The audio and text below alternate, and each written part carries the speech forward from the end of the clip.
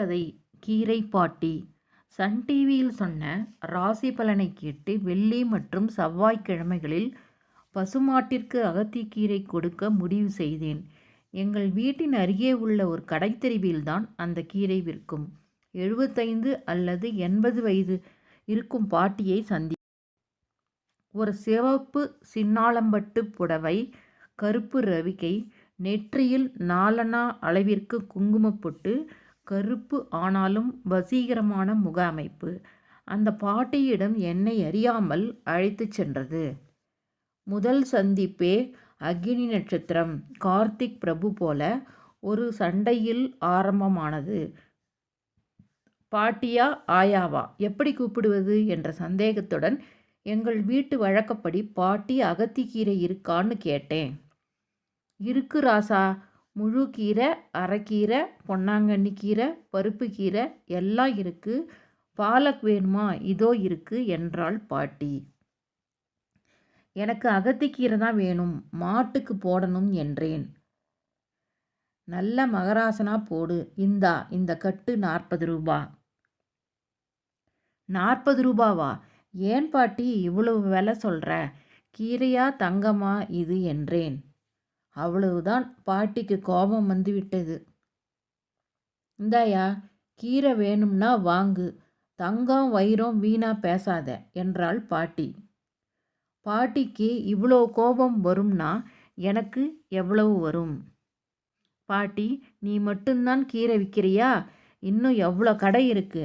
நான் 30 ரூபாய்க்கு இதே கீரையை வாங்கி காட்டுறேன் பார் அப்படின்னு சவால் விட்டுட்டு பக்கத்திலே உள்ள எல்லா கடைகளையும் அகத்திக்கீரை விலை கேட்டேன். 50 ரூபாய், 45 ரூபாய் என்றன. மழை சரியாக பெய்யலையாம். அதனால் எல்லா காய்கறி விலையும் ஏறிச்சாம். வேற வழி இல்லாமல் 45 ரூபாய் சொன்ன ஒரு அம்மாவிடம் கீரையை வாங்கினேன். ஆனால் பாட்டியோட நேர்மை மட்டும் என்னை கவர்ந்தது. மற்றவர்களெல்லாம் அதிக விலை வைத்து விற்கும் பொழுது பாட்டி மட்டும் நியாயமாக விற்கிறது என் மனதை தொட்டது. அடுத்த வெள்ளிக்கிழமை சைக்கிள் நேராக பாட்டி கடைக்கு நின்றது. வாராசா, இந்த அகத்திக்கீரை என்று பழசையெல்லாம் மறந்து என்னை பார்த்து பாசமாக பேச ஆரம்பித்தாள். மாட்டுக்குத்தான் போடுற, இந்தா இதையும் போடு என்று இலவசமாக ஒரு கட்டையும் கொடுத்தாள். டீ சாப்பிட்றியா பாட்டி என்றேன். வேண்டாம் ஐயா, இப்போதான் ஒரு டீ குடித்தேன். இப்படி ஆரம்பித்த எங்கள் நட்பு பல வாரங்களை கடந்தது. செவ்வாய் வெள்ளி என்றாலே பாட்டியை பார்க்க போகும் உற்சாகம் என்னை தழுவும். அன்று கடைத்தெருவிக்கு 6 மணிக்கே சென்றேன். பாட்டி அப்போதுதான் கடையை தயார் செய்து கொண்டிருந்தாள். ஒரு பாய், ஒரு பெரிய மரப்பெட்டி, இவ்வளவுதான். கடை சந்திரமுகி கட்டிலை அனாயாசமாக தூக்குவது போல் அந்த பெரிய மரப்பெட்டியை தூக்கி முன்னாலே வைத்து அதில் கோயம்பேட்டிலிருந்து வாங்கி வந்துள்ள காய்கறி மற்றும் கீரை வகைகளை அடுக்கினாள். பின்பு எல்லாவற்றிலும் தண்ணீர் தெளித்தாள். என்னை பார்த்ததும், என்ன ராசா, இன்னைக்கு இவ்வளவு சீக்கிரமாக வந்துட்ட என்றாள். அது இருக்கட்டும் பாட்டி, நீ ஏன் தனியாக கஷ்டப்படுற? உன் வீட்டுக்கார பிள்ளைங்கெல்லாம் எங்க என்றேன். அதை ஏன் கேட்குற ராசா? என் புருஷன் நல்லவர் தான். கல்யாணமான புதுசில் என்னை அப்படியே பார்த்துப்பான். ஆனால் பாரு, அப்புறம் வேறு ஒருத்தியோட குடுத்தனம் நடத்த போயிட்டான். அவளும் இவன்கிட்ட இருந்த எல்லா பணத்தையும் வாங்கிக்கிட்டு அம்போன்னு நடுத்தெருவில் விட்டுட்டா. பாவம், சாப்பாட்டுக்கே வழியில்லாமல் திரும்ப என்கிட்டயே வந்து விழுந்தான். இதில் குடி வேற. என்ன பண்ணுறது? நான் காய்கறி விற்று வர்ற காசில் என் ஒரே பொண்ணு திருவண்ணாமலையில் இருக்கா. அவளுக்கு கொஞ்சம் அனுப்புகிறேன். மீதியை நானும் வீட்டுக்காரரும் கஞ்சி குடிக்க வச்சுக்குவோம். அப்பப்போ குடிக்கவும் அவனுக்கு பணம் கொடுக்கிறேன். போயிட்டு போகிறான். நம்ம தான் இப்படி வெயிலையும் மழையிலையும் பாடுபடுறோம். அவனாவது குடிச்சிட்டு கவலை இல்லாமல் இருக்கட்டுமே என்றார்.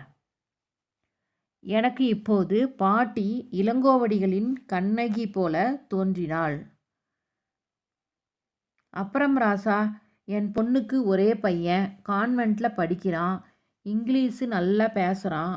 போன லீவுக்கு போய் பார்த்தேன். கிராண்ட்மா கம்முன்னு ஏதேதோ சொல்லுது.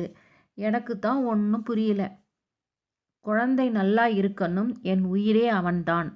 என் கதையை விடு. அந்த அகத்திக்கீரை என்று கீரைக்கட்டை நீட்டினாள். கூடவே இலவச கட்டும் இருந்தது. பல வாரங்கள் கடந்தன.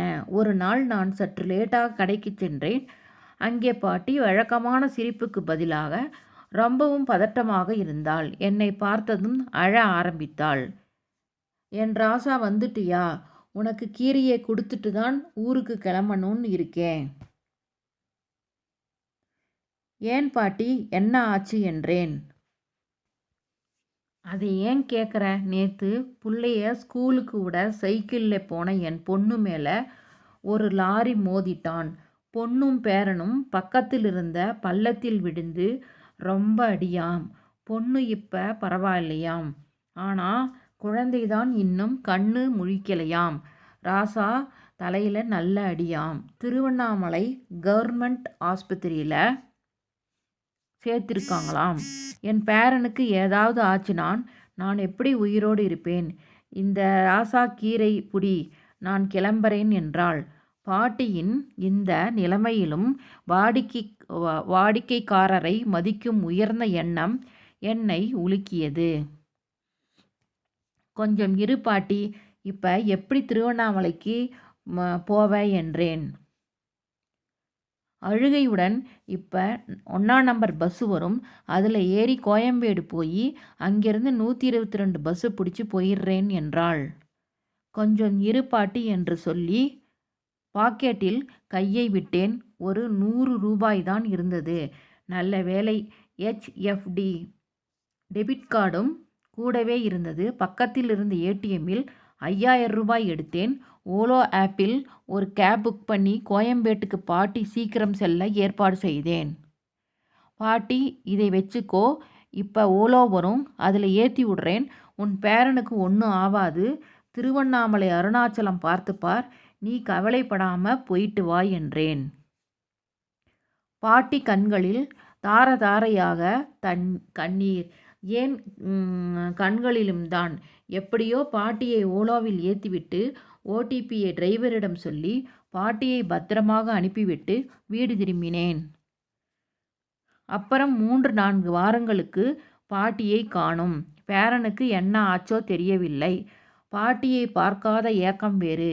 கடைத்தெரு எனக்கு பாலைவனமாக தோன்றியது. அடுத்த வாரம் பாட்டி கடையை திறக்காமல் ஓரமாக நின்று கொண்டு நான் வருகிறேனா என்று பார்த்தவாறு இருந்தாள். பாட்டியை கண்ட மகிழ்ச்சியில் சைக்கிளை வேகமாக ஓட்டி பாட்டியிடம் சென்று நிறுத்தினேன். நான் பேசுவதற்குள் பாட்டி பேசினாள். ராசா, உன் புண்ணியத்தால் பேரன் உயிர் பிழைச்சிட்டான். நீ சொன்ன அண்ணாமலை என்னை கைவிடலை. நான் போய் ஆஸ்பத்திரியில் நிற்கவும் பேரன் கண் முழிச்சு பாட்டி வந்துட்டியான்னு கேட்கவும் சரியாக இருந்தது. ராசா, நேரத்தில் எனக்கு உதவி செஞ்சேயே, இந்தா உன் பணம். ஊரில் ஒரு பழைய மாட்டு வண்டி இருந்தது, அது விற்று தான் உன் பணத்தை ரெடி பண்ணி கொண்டாந்திருக்கேன். இந்தா புடி.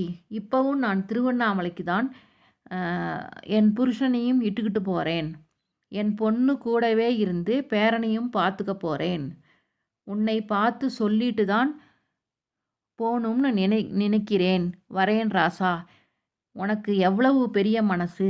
5000 ரூபாவை முள்ளங்கி பத்த மாதிரி எடுத்து கொடுத்து பேரனை போய் பாரு பாட்டின்னையே. யார் ராசா அப்படி பண்ணுவா?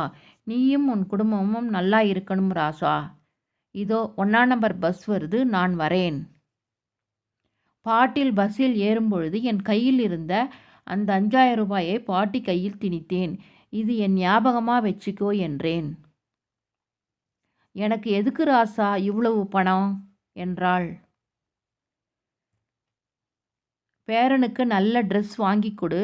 விளையாட பொம்மை இருந்தா மாமா வாங்கி தந்ததா சொல்லி வாங்கி கொடு. பாட்டி புடவை தல்பால் கண்களை துடைப்பது ஜன்னல் வழியாக தெரிந்தது. என் மனம் அமைதியின்றி தவித்தது. எத்தனையோ பிரிவுகளை சந்தித்த மனம் பாட்டியின் பிரிவை ஏன் ஏற்க மறுக்கிறது? பாட்டிக்கும் எனக்கும் என்ன தொடர்பு? ஏன் இந்த நட்பு புரியவில்லை? காஞ்சி பெரியவரின் பொன்மொழி மட்டும் ஞாபகத்திற்கு வந்தது. ஈஸ்வரன் நமக்கு சம்பந்தமில்லாத பலவற்றுடன் நம்மை சம்பந்தப்படுத்தி